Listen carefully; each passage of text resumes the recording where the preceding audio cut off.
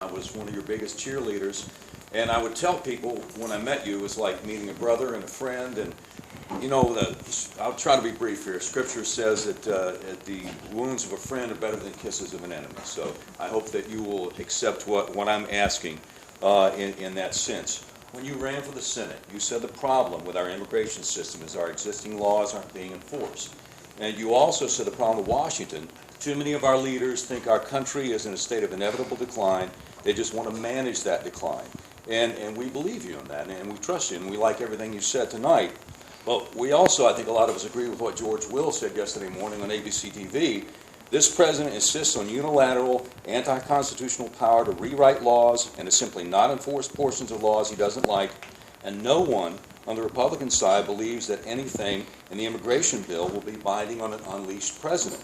So what we're hearing from you when you talk about that is like, no, we can pass this law and all this good stuff's in it.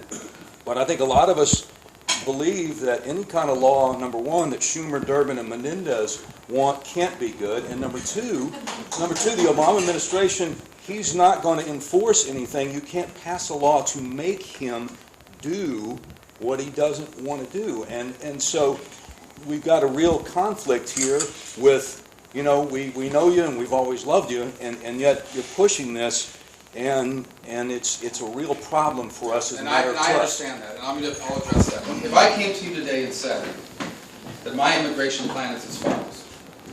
My immigration plan is, if I said to you, my immigration plan is that the 11 million people that are here illegally, we're not going to deport them. We're not going to legalize them, but we're not going to deport them. They're not going to get any benefits, but if they get sick, they get to go to the emergency room and get care.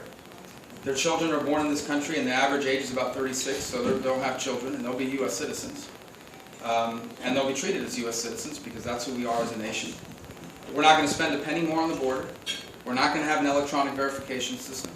We're not going to track visitors when they come in and when they leave. 40% of the people that are here illegally came legally. We're not going to track them.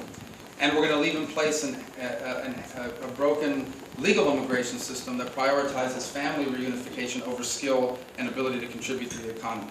If I presented that to you as my immigration plan, you would say that's a terrible plan. That's what we have right now. So I'm not here to tell you tonight that what we came up with is the perfect solution for the reasons you've outlined.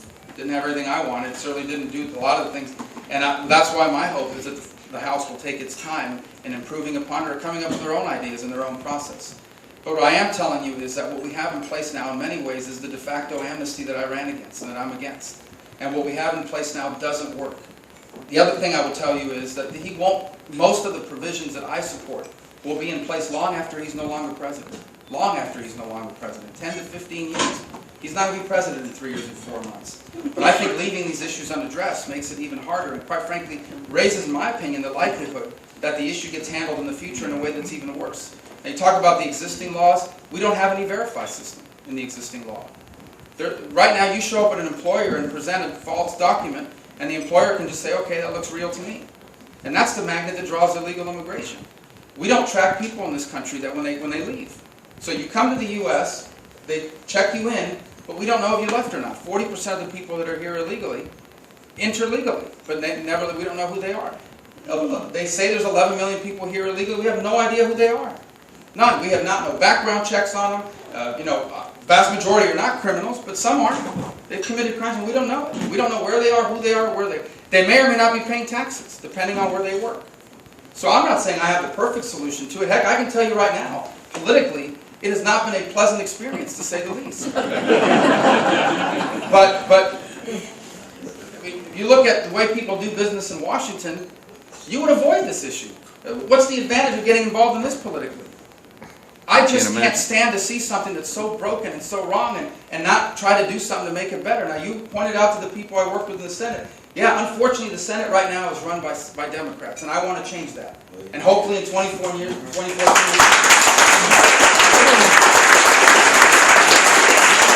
I'm grateful that we have a Republican House who I think will take upon these concepts, and if they can come up with something that makes it better, whether it's in a piecemeal approach or some other approach, I hope they take the time to do it the right way.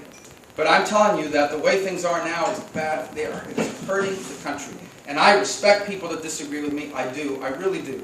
Because I have seen both sides of this issue. I've seen the human side of it. When you become a U.S. Senator, you have to handle these immigration cases. And they're not all someone who jumped over a fence. Right. It's the cameraman at the Christian Broadcasting Network's wife, who she gave a lawyer money to redo her paperwork and they didn't do it. So she's illegal, because her lawyer took off with the money. It's a kid who came when they were 3 years old, doesn't even know they're illegal until they try to go to college. It's also the people that violated our laws knowingly. And I have problems with that. People feel like we're being taken advantage of. I understand that, I really do. And it bothers me when I hear people demand their right to stay here. There is no legal right to violate our immigration laws. If we deal with this issue, we deal with it for two reasons. Because it's in our national interest or it's not. And because we're compassionate people, but not because anyone has a right to do that. I understand all of that. But I'm telling you, we don't have a border fence that works.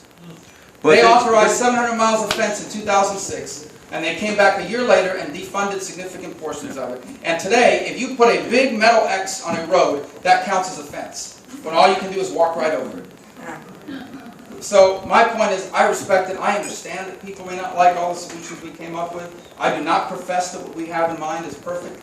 It is not. If I was all by myself and had gotten written, it wouldn't look that way. I understand all of that. But I just passionately believe, and you will disagree if some of you do, I respect that. But I want you to understand that the reason why I dealt with this is because I believe what we have now is terrible for the country, for the reasons you have outlined. And I just felt like I had to do something about it. I just couldn't stand to watch it continue to hurt our country the way it is. And it is hurting our country. And I'll give you one example and then I'll stop. And this is how crazy the current system is. Okay? If you are 7'2" and can dunk a basketball, but you're here without documents, we are going to keep you. You're going to get to stay. If you can throw a 98-mile-an-hour fastball, you're going to get to stay, right? But if you're the next Albert Einstein, you may or may not be able to. That is a broken legal system. It doesn't work. That's got to be fixed. Even if we didn't have a single illegal immigrant, it's a heck of an issue, guys. It's been quite an experience. But it is a broken system that, I hope we'll be able to fix at some point. I would say my last point I'd make on it is it would be a lot easier to fix if we had a different president. Exactly. So.